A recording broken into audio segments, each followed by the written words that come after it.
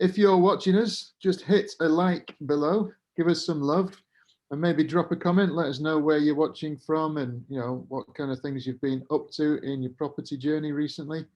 And we're going to have a bit of fun today. So, all good. So, what have you been up to, Dave?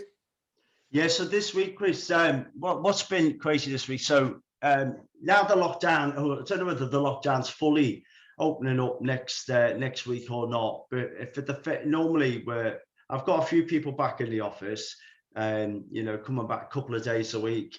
But we've been doing a lot of recruitment. We've got a lot of virtual PAs and this, that, and the other, all because the property market's red hot, as you know. So we're planning for big team meeting at Chester Racecourse next week, getting everybody down to look at the opportunity. And the opportunity for us is that we've obviously, which I've mentioned on a few of these meetings, we got a lot of portfolio landlords who are looking to get out, a lot of portfolio landlords who are getting in, and properties are selling really, really quickly. So looking to just have pull together a big team meeting for our marketing, our sales team next week to look at how we can make that whole thing, make the most of this time that we're in, Chris. So we're gearing up for that meeting next week. That's what's taking most of my time this week. What about your good self? Yeah, I mean, crazy times right now. One of the things I wanted to talk about was my background as a financial advisor, but it's the market that we're in right now it's just going mad out there, isn't it? I mean, this last few months, things have completely turned around, and it reminds me very much of my final years as a financial advisor. So I used to run my own financial services practice from about 1999, went till 2009, just as the credit crunch came in and had a massive impact. And I had my own mortgage practice, so I had a number of consultants working for me and going out there giving mortgage advice. And it was crazy times back then, and it's crazy times right now, as in prices are going up, interest rates are low. So as people's properties are increasing in value, it's creating a lot of equity in there. And equity is, on its own, it's worthless. So, I was doing a lot of work remortgaging people's properties, but not just replacing the existing finance, looking for an extra advance as well. And then you could use that to invest in property. So it actually helped a lot of people get started in property investing. And that's the opportunity people have got right now.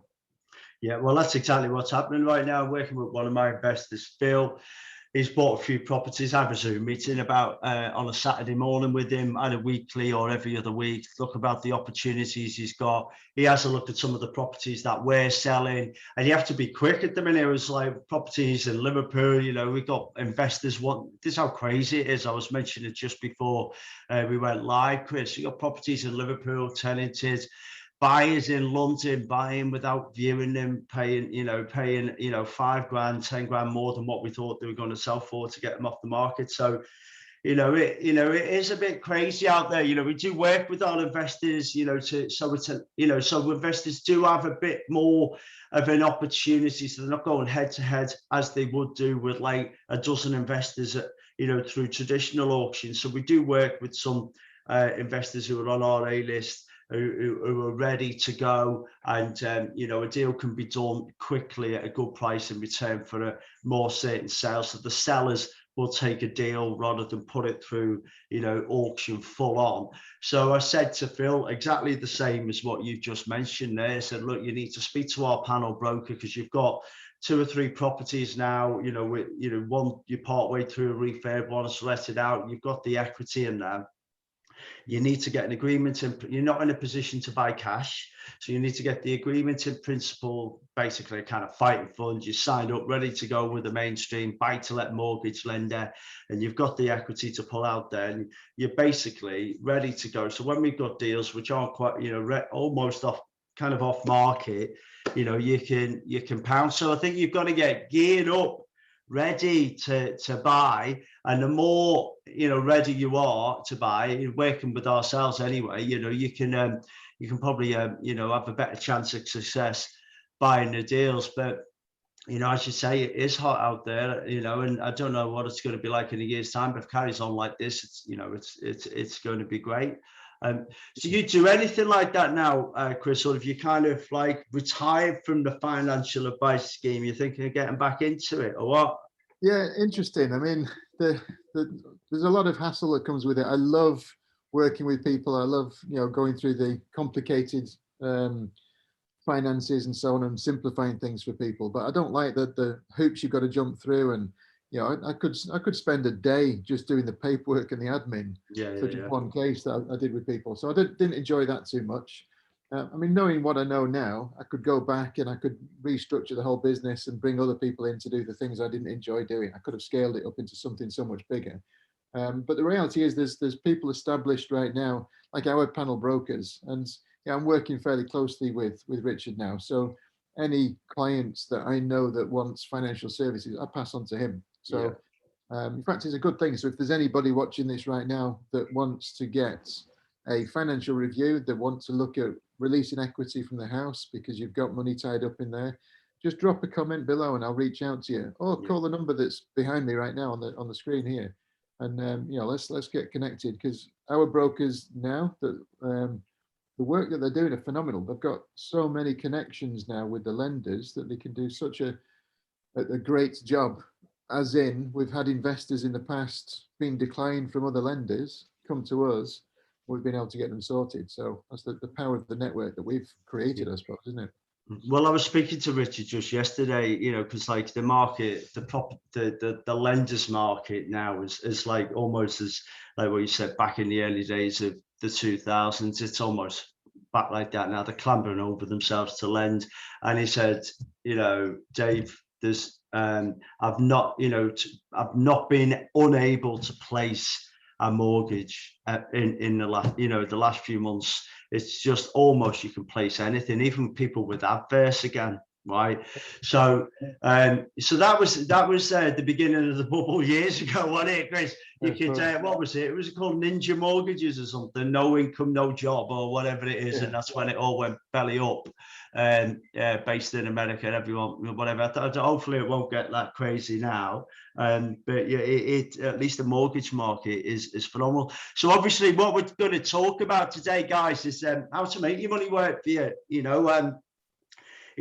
Chris is a financial advisor guy, probably advise guys on different stuff. To me, I'm just a property guy. I don't invest in Bitcoin. I think I've got a few grand.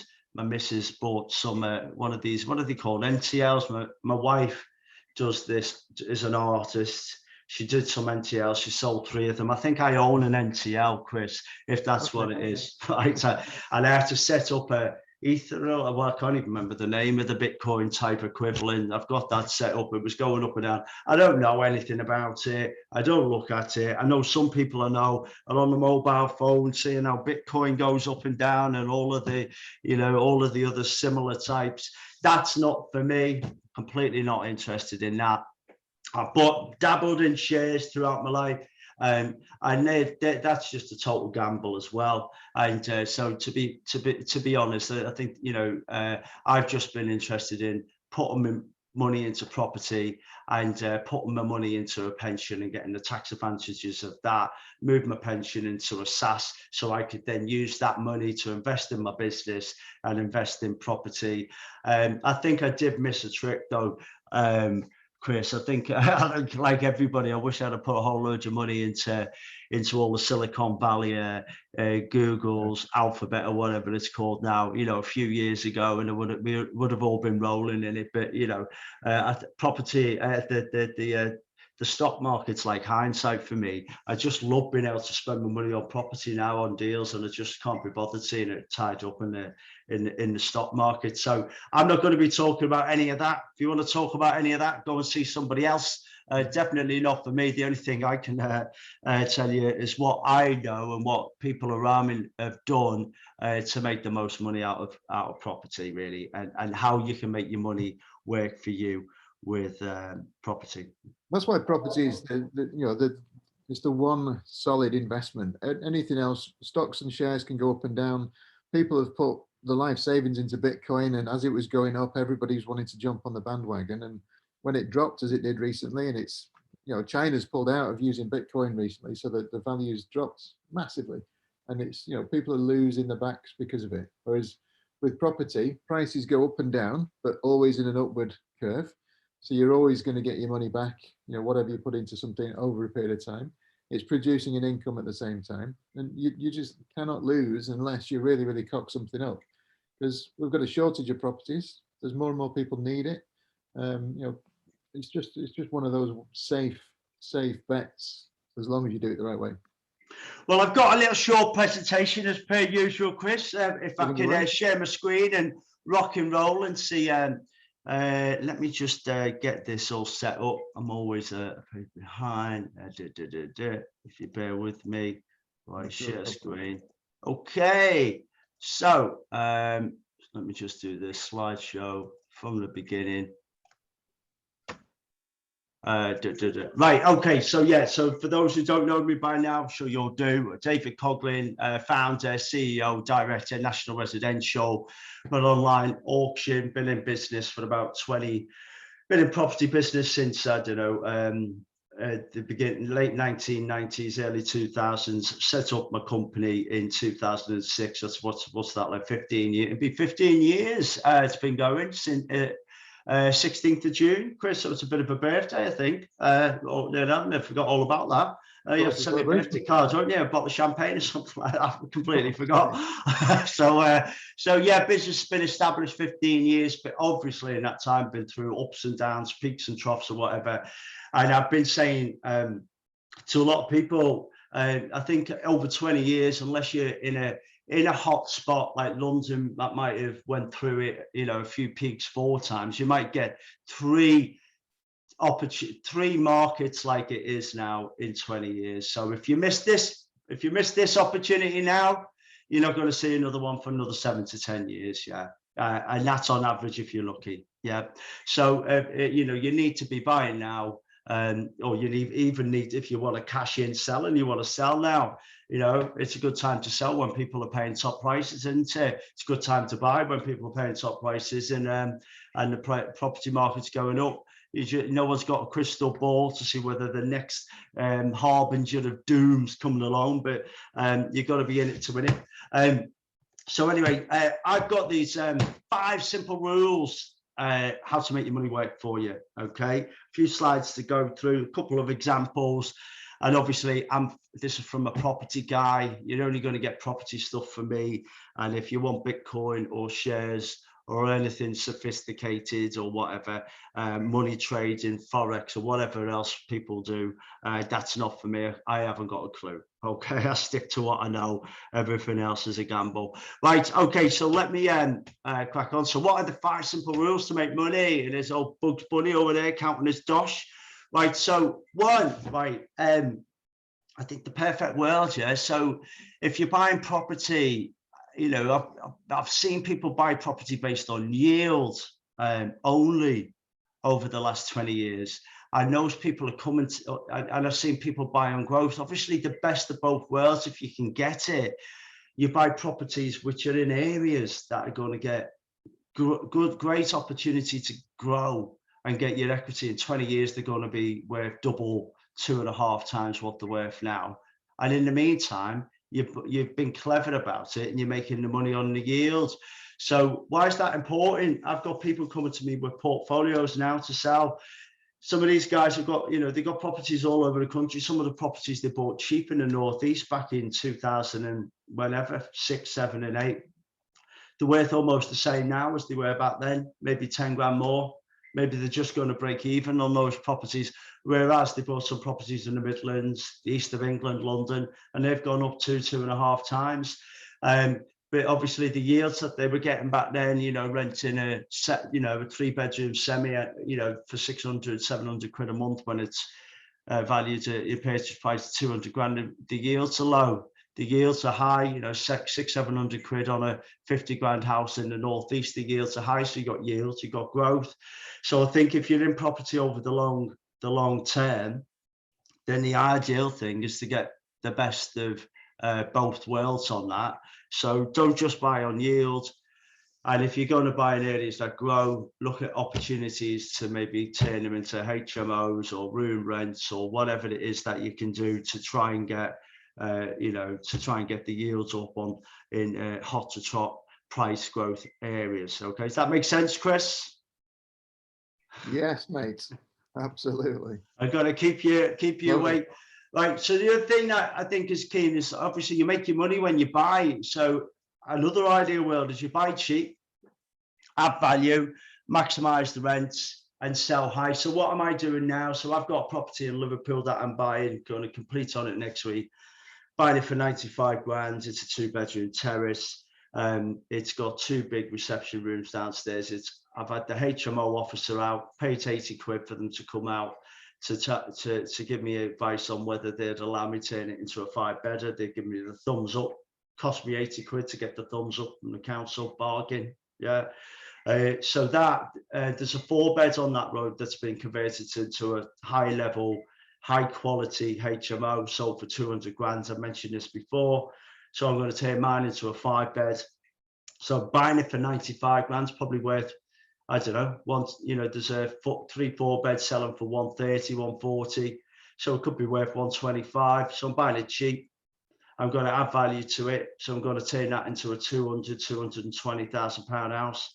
I'm going to get it rented for 2 grand a month versus 700, 600 quid a month. So I'm going to do all of that.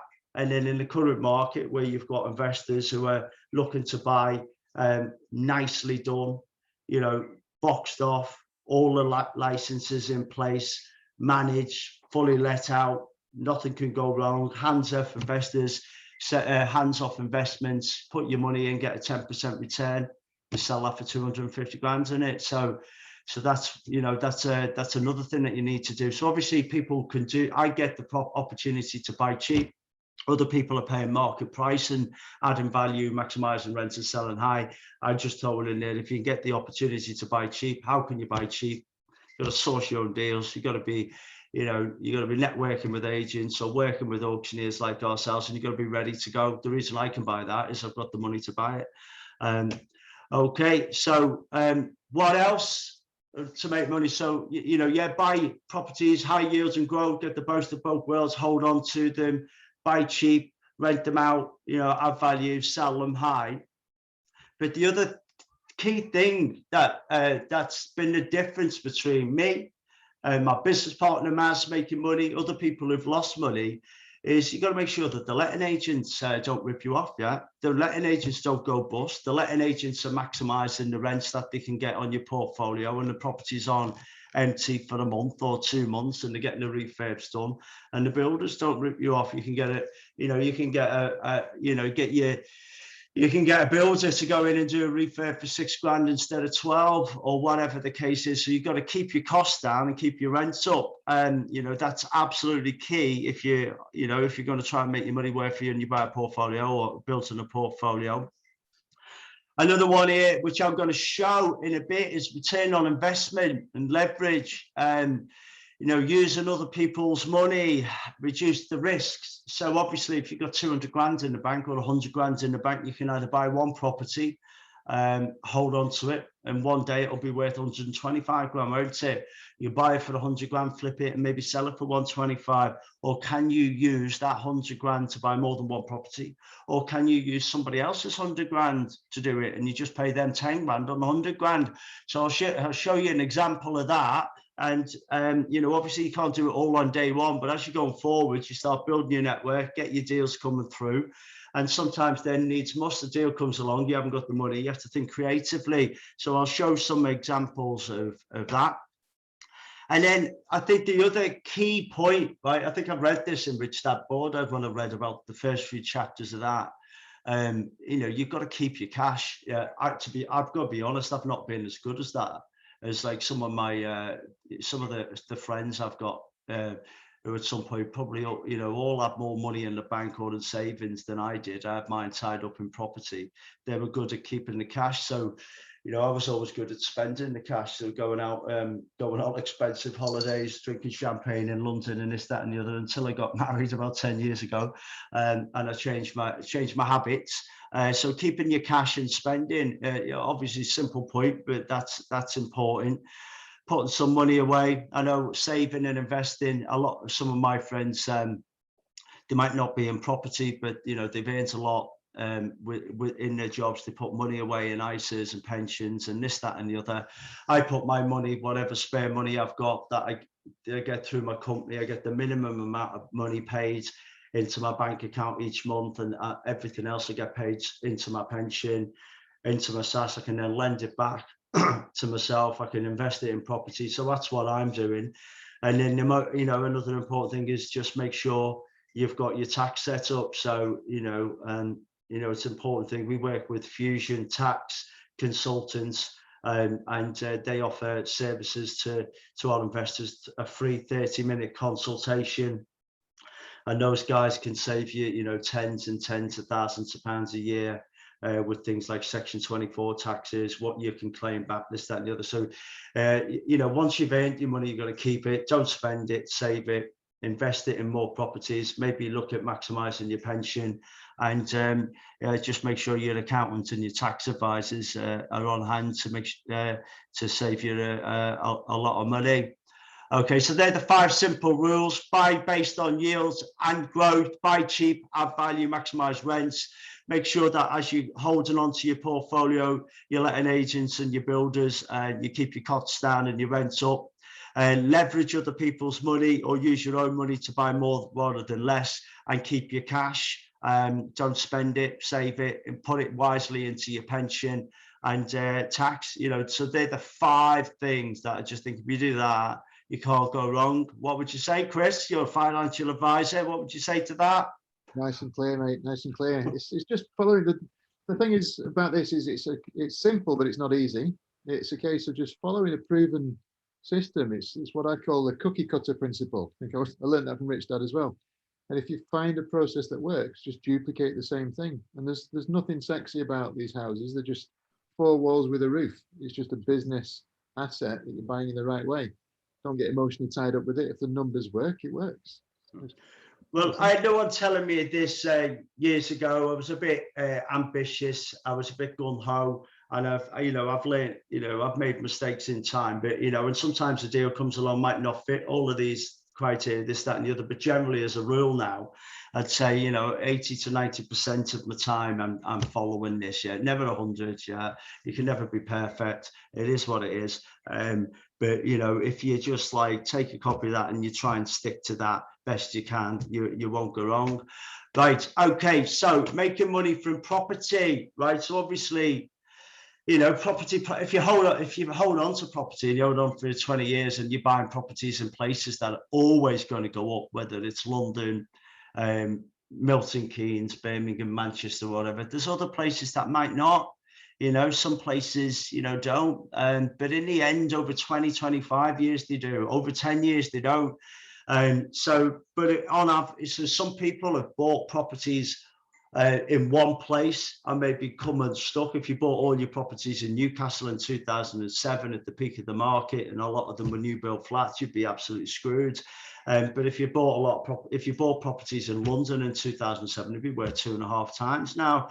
So that's what happens with property on average. So if you hold on to the long term, you can't go wrong. But I say you make your money when you buy. So if you can, right, buy cheap.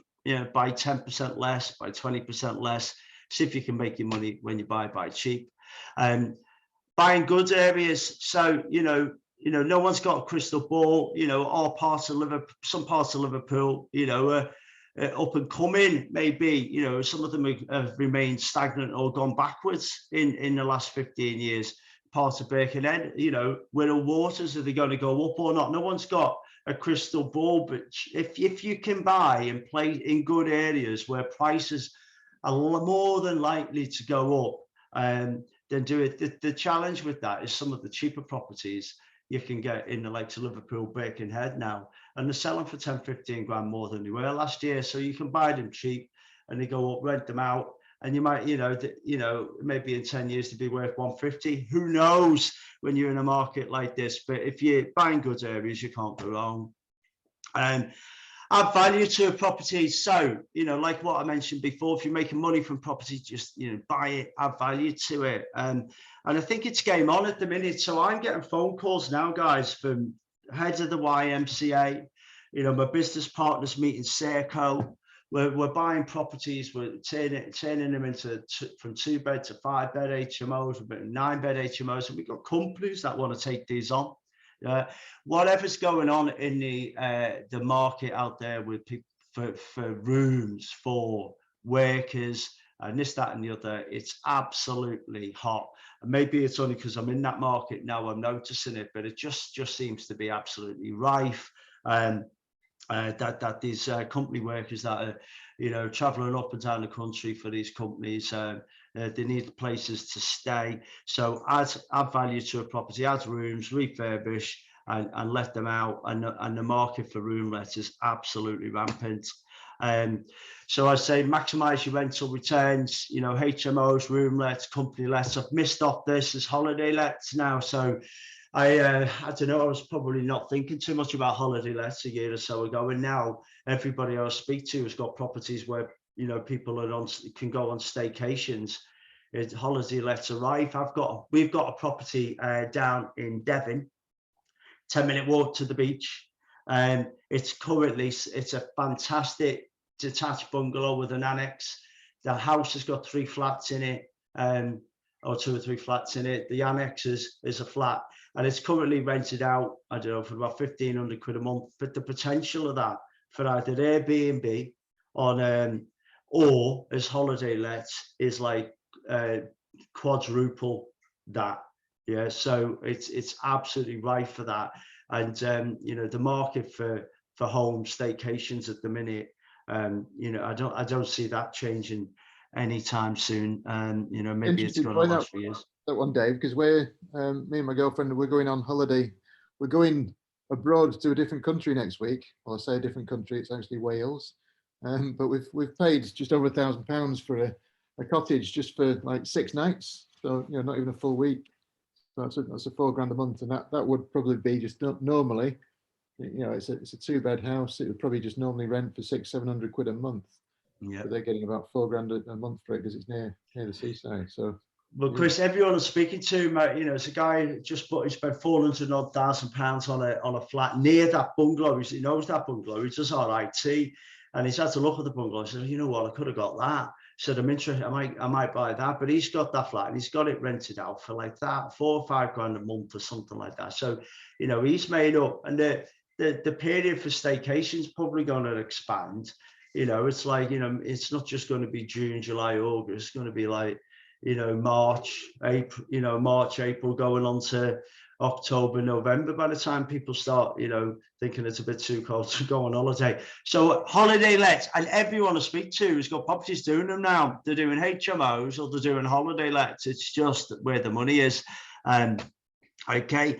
And then, so once you've done all of that, you buy your properties, you know, get them all set up, you add the value, whatever. It's then, you know, you can sell them on average for 10 times the rent or better.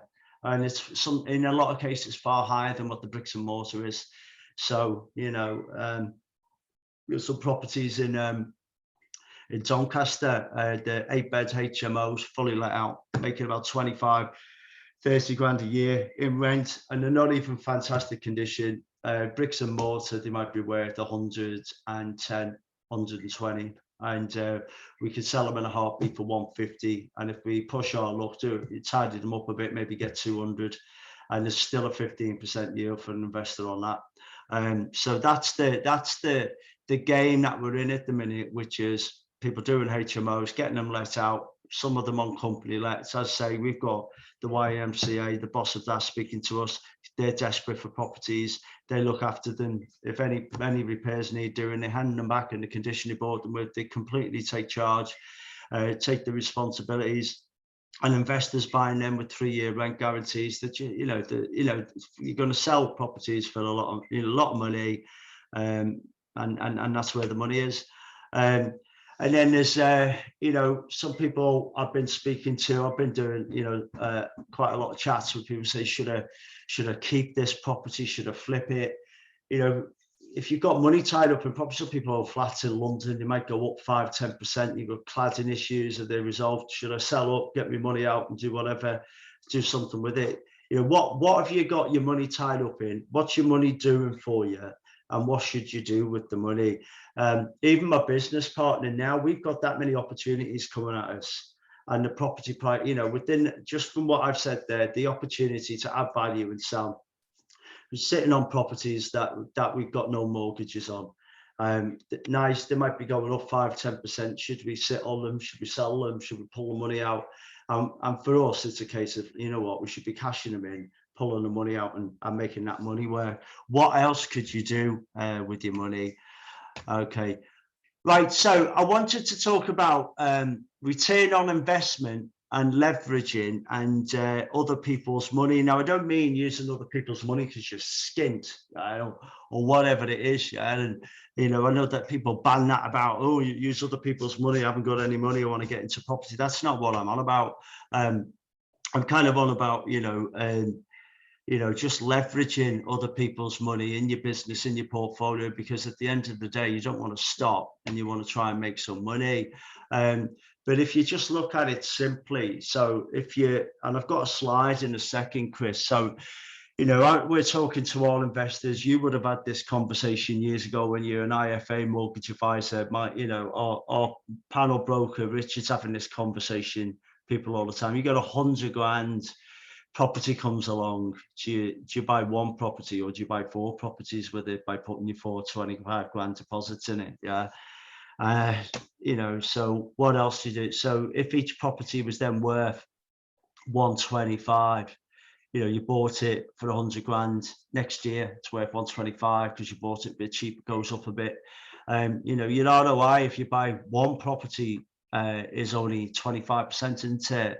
If you buy 4 properties, your 100 grand's now worth 200 grand, so it's worth 100% into it. So it's, you know, so if that's how it plays out, life's a bit more complicated than that. Yeah, but in, you know, on a formula, that's what it works. And then it's like, well, you know, you've leveraged the bank's money on that, haven't you? So you've made 100%. I'll show you how you can make it do even better than that.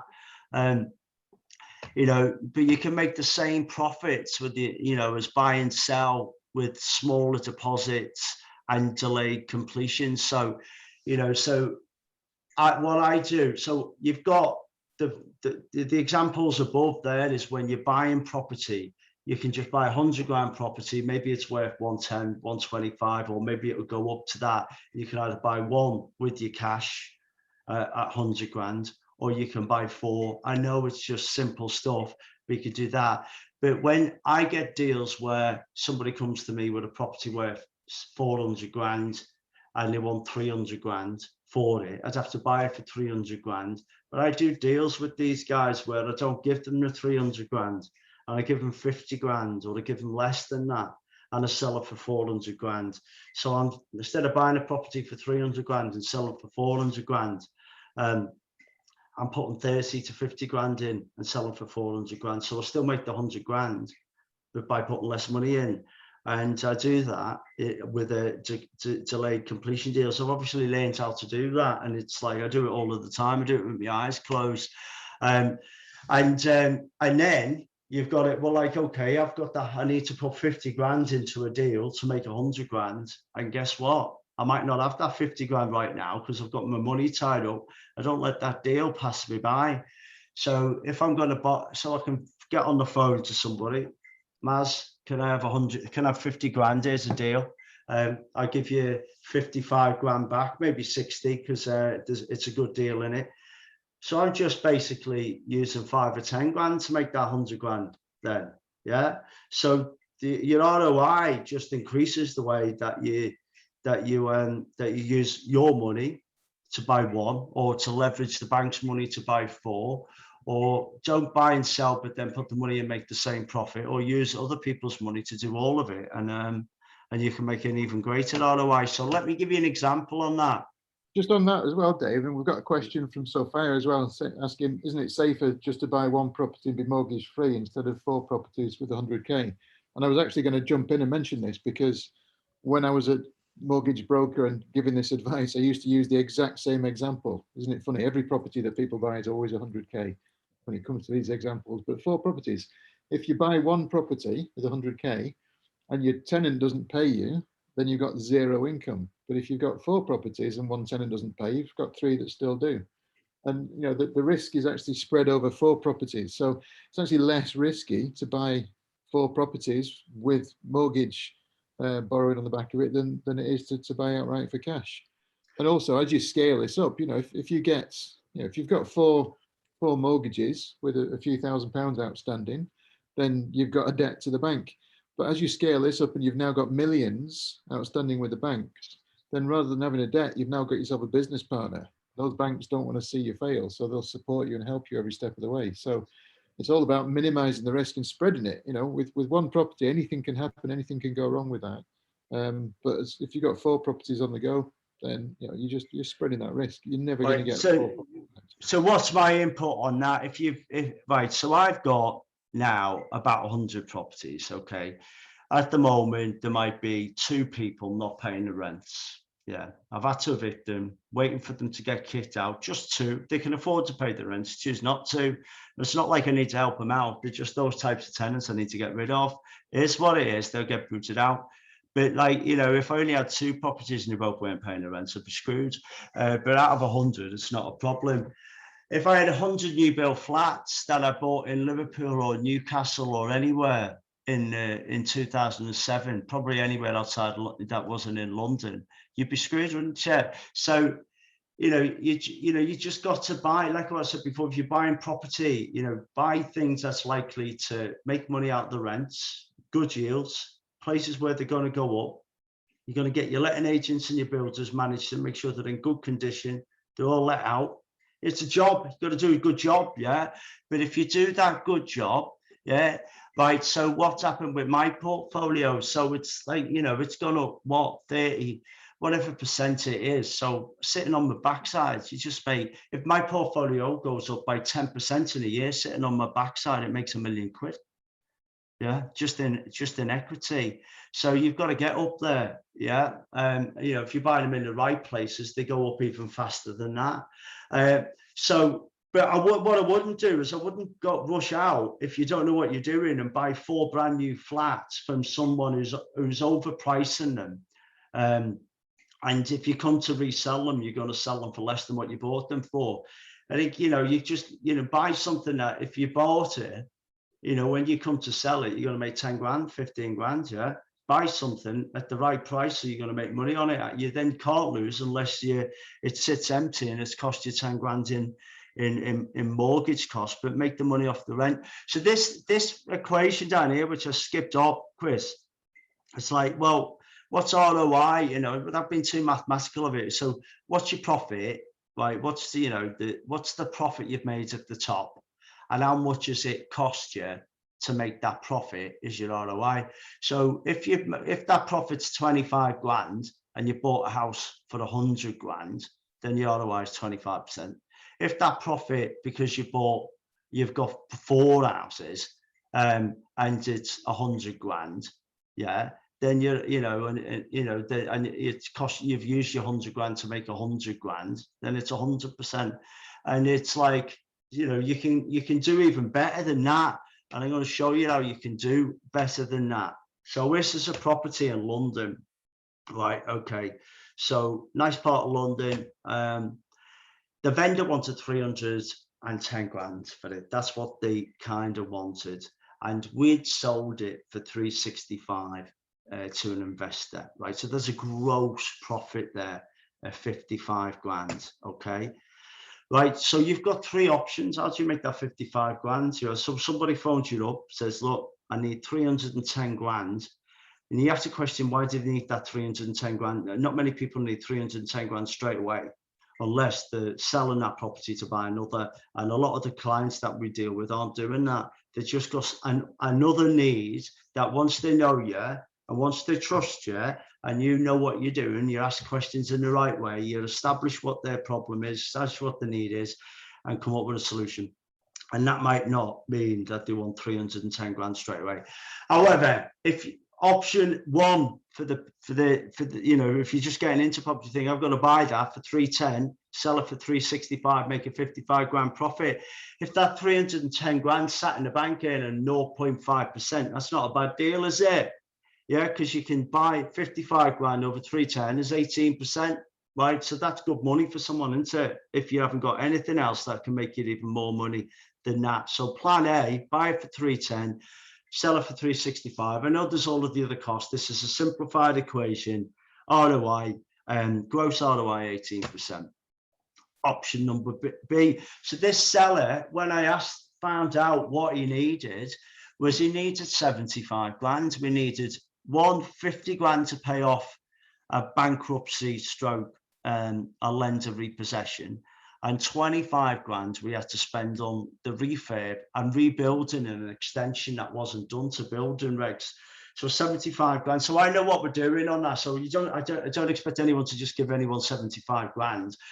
So we had the whole thing tied up and not legally. We had our own builders doing the work and this, that, and the other. And it was, you know, it was never going to go pear-shaped. So instead of putting 310 grand in, I put 75 grand in, right? And I make 55 grand profit from 75 grand. Yeah, so it's 55 over 75 times 100, 73% ROI. So I can make even more money, can't I? And if I had another 2 or 3 deals coming my way, which I did, I can do 3 deals at once instead of 1. So making my money work for me even more. But guess what? I can do even better than that, Chris. Can you believe it? I can do even better than that. So option A is great. Option B is greater. I can do even better than that, which is what I did. So that's 75 grand. I've got money bags, Mars, other people who've got money, because our money is always being used up in and out of properties, in and out of deals. Need some money for the cash flow, for the wages, running your business, yada, yada, yada. So option C, that's 75 grand. I borrow it, borrow the 75 grand and say, yo, Maz, give us 75 grand. And within the next 3 to 9 months, I'm going to give you 7.5 grand back, right? So are you happy with that? 10%? Yeah, okay, why not?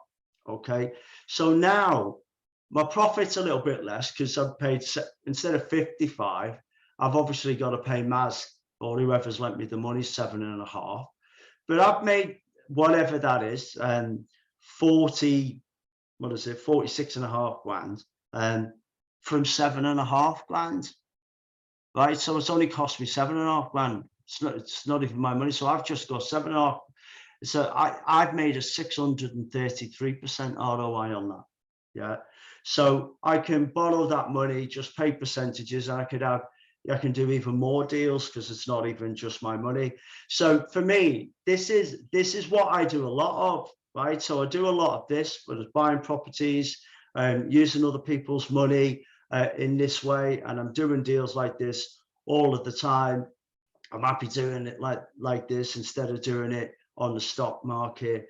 I've got a portfolio of 100 houses that I bought. I've got good letting agents looking after them, maximizing the rents. I've got builders I've worked with over a long period of time, minimize my costs, keep a tight portfolio, see the property prices going up. That's great. Look at properties that come along. I'll buy them, I'll sell them, I get other people to put the money in. I'll do things like this. I'll buy that with my own money, thanks. I'll buy that with somebody else's money or whatever it is. So that's what we do, and that's what I do to maximize my return on investment. And I get deals like that all of the time. So some I have to buy because the seller wants the money straight away. Others, we just we do a deal. I've got another deal there where the seller needed 10 grand to finish up a refurb. I'm giving them 10 grand and I'm going to get something like 25, 35 grand back. So without having to buy it for, say, 50 and sell it for 85. And, you know, I'll do that all day long, every day, and get it tied up. No mortgage on it, got first charge on it, got the contract set up.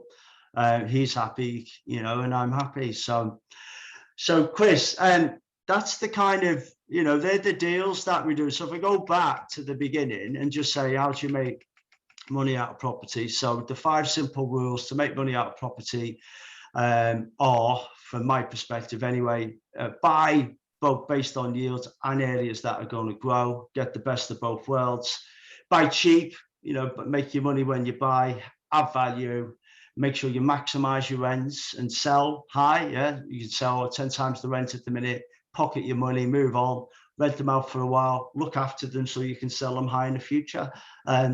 If you're going to do that, make sure your letting agents and your builders are doing the best job they can for you, right? So I pay my letting agents 5% because I've got 100 properties. My builders do me a fantastic deal. Keep your costs down, keep your rents up, yeah? ROI leverage have I gone to there? And a bit that I haven't got a slide on, but it's important, is once you've got that money there, keep your cash, so stop spending it down on fancy nightclubs, Stringfellows, and this, that, and the other in London now, Chris, right now that I'm married. So I keep the cash. I don't really save so much. I put it into a pension. I put it into my SAS. I use all the tax savings as I can to do that. And that's how I roll, Chris. So I hope that's useful. Yeah, it's been very useful. People are commenting, they're learning a lot and so on. So some great insights there. So always good to listen to your worldly advice. And property is one of those things that you can't do it on your own. You always need other people. So you need builders, you need rental people, you need letting agents, you need mortgage advisors and so on. And we've got all of those contacts. So if you want to get started with property, just comment below. Let's have a chat. If you want to speak to us today, I'm around all afternoon today. Just call us on that number, drop a message, comment below whichever way you're going to do it. But we're here to help. We're here to help, and all you got to do is get started. Dave's no different to anybody else, other than the fact he's 15-20 years ahead of where people who are starting right now is at. He's done it the right way. He's found a process that works. It doesn't mess about with all shiny objects. A lot of property investing is mindset. It's a case of, let's follow a proven system that works. And I mean, Dave, I suppose you probably don't get very emotionally attached to buying a property anymore, no? You don't look at like... Not at all. I'm afraid to say I just look at it as a money pot. Unless obviously I'm looking for something for my wife and the 5 cats to live in. It's just a money pot. Different, isn't it? But when you're buying investment property, it's done as a business, and you've got to make those business decisions, and it just comes down to the numbers. But we're here to help. And what I'd say is, there's so many different ways that we can help. If you're starting out, then let's have a chat. I'll point you in the right direction. We do offer coaching and mentoring as well, but that's kind of by application only, because we've got to know that you're in the right place for that. But equally, I'm speaking to landlords right now, portfolio landlords that are looking to sell. It's the perfect market right now, whether you're selling or buying, because you can buy good property. It doesn't matter that we're at the peak of the property right now, because let's go back to the last peak in 2008, 2009. Prices peaked, then they maybe dropped a little bit. In fact, there's a bit of a graph there, but it's always higher now than what it was 10, 15 years ago. So buy property and wait. Don't wait to buy property. We say this every week. Buy property and wait. It doesn't matter what the prices are right now. Let's look at it as a profit center. If it's right at the top of the market, even if you're paying above market value today, as long as the numbers stack up, if you can buy a property that's currently making 600 quid a month and turn it into a HMO and make 2,000 quid a month, it doesn't matter what you're paying for that. That's good cash flow that, in for most people's cases, you're going to replace an income, So let's get serious about this. Let's treat it like a business. Let's help you buy more property. We're in the business of buying and selling properties, so we can help you with the property. We can help you with the contacts. We've got everything that you need. You just got to get started. Stop thinking about it. JFDI. Get out there and just do it. Well, guys, that's it. And what Chris has said is right. It goes against my grain somewhat, overpaying for property. But look, I've got some investors I'm working with. Properties gone on the market in Sheffield for 85 grand. They've had to pay 95 grand for it. And, they're like, Dave, well, so what? That 95 grand, I'm going to get like 1,200-1,500 quid a month out of it. And in a year or two's time, it's going to be worth, 110, 120 grand. And, so, obviously we're hoping that the property market doesn't go doom next year or whatever, but if it does, it goes up again. And it's like, I say I've been in it 20 years. I've seen it go up and down a couple of times, but property prices now in Liverpool, I'm just like looking at some of the houses that we're selling in Liverpool. A few years ago, they were like 65, 75 grand. Now they're like 130. And there's no sign of, slowing down. So I say, buy property, get in it, add value to it, look after it properly, hold on to it for the long term. If obviously, without just putting a rose tinted spectacles on it, you've got to look after them. Yeah, you've got to get the right letting agents in. Where people have gone wrong is the properties have come empty, or they bought them they put the wrong tenants in there. They haven't done a refurbishment on it. You know, they've kind of cut corners, and maybe it's not rented out to the right tenants or whatever, and they come empty and they haven't had the money or the people to get them refurbed and back on the market. And so, you know, you've got to be mindful about what you're doing and treat it as like an asset, yeah, and treat it carefully and intelligently, and say, right, I'm going to buy that property, I'm going to get it done right, I'm going to get it let out, and I'm going to get some experts in our field. We've got letting agents that can look after your properties all over the UK, whether it's HMOs or single lets, people who know you can trust, will look after and do a proper job for you. So if you're too busy, some people want to do it themselves, great. And if you do it yourself, just mean do it. But the people who come unstuck are the ones who are too busy, can't do it themselves. They've had a HMO, one tenant moved out, another one stops paying the rent because there's a leak. All of a sudden it goes pear-shaped and they don't look after it, and it, you know, becomes a liability rather than an asset. So you've got to just be mindful. We're here to help. You've got a problem like that, we could turn it around in a week or two. But ideally, you don't have problems like that coming up, because you're doing it right from the start, and you're getting the team in place, and you get the property ready to let in a good condition from the start. You put the right tenants in, you make sure they're all credit checked, you make sure they've all got guarantors, you make sure you like the look and smell of the tenants, yeah. And if you do that, and you buy in places where the economy's going well, you hold on to them for 10, 15 years, you're not going to, there's nowhere else you're going to make that money unless you're Warren Buffett. Yeah, simple as that. Right, Chris, I've got a dash. I've got the gym to go to. I hope that was interesting for everybody. And if you've got any questions, as per usual, just reach out in the comments below. Me and Chris will pick them up. I'll have a look at them later. And on a Saturday, Chris can reach out, have a chat with you. And if you're interested in buying anything, we're selling properties all day, every day. We've got loads of properties coming through from portfolio landlords who just want to get matched with people who want to get out the market, with people who want to get in. If you're not ready yet, have a chat with us, get geared up with your broker or with our panel broker, get in a position to buy. We can help you with all of that. We can not just talk, we can walk the talk. Yeah, so we've got the talk, but we also got properties, and we're doing matchmaking and buying and selling properties all the time. So I don't think there's many other companies doing what we're doing, to be honest, the way that we do it. So we'll be overjoyed to help you all out. Okay. Phenomenal resource. So just one last thing before we go as well. So if you go into the Facebook group, we've got a poll in there, or a vote, call it whatever you want. Let us know what you want us to cover next week. We're going to be using that information to build up the content for the next couple of weeks. So we are here for you. Use the knowledge that we've got. Use this as a resource to learn everything you need to do as well. And also, just one more thing as well, share this group with other people that you know. If we can get more people involved with this, there's a lot more value we can bring to the table as well. So Chris, just picking you up on that, didn't you say that we could do some kind of raffle or something for anyone who brings some new members or something? I can actually see who recommends people. So if somebody joins as a result of your recommendation, I can see who's done that. So what we'll do is, over the next week, we'll put a bit of a raffle together. We'll come up with some kind of incentive.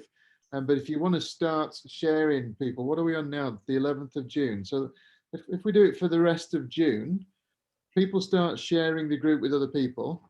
And for every person that joins as a result of you sharing it with them, you'll get a raffle ticket. All right. So if you recommend this to 20 people and 10 of them join, then that's 10 raffle tickets. And what we'll do is we'll pull that out at the end of the month, and we'll come up next week. We'll come up with some kind of financial, alcoholic, sweets, food related or activity related, Brucey bonus, as they might call it, or Brucey bonus. Yeah, absolutely. So yeah, do that. So share this with other people, because the more people in this community, the more we can share as well. And we're going to start introducing people with different services as well soon. So if you've got something to offer, if you want to buy a property, if you want to sell a property, come through us. We've got all the resources. We want to just connect people. We want to be that most useful resource that anybody needs out there right now. So yeah, make it happen. Okay, Chris. Right, Chris, fantastic. Thanks for facilitating. Have a fabulous weekend, everybody. And if we can help you, don't forget, just reach out to us and have a great weekend. All right. I'm going to leave the contact details up on the screen for a minute. So make a call, reach out, and we'll speak soon. Have a great day. See you in a bit. Absolutely.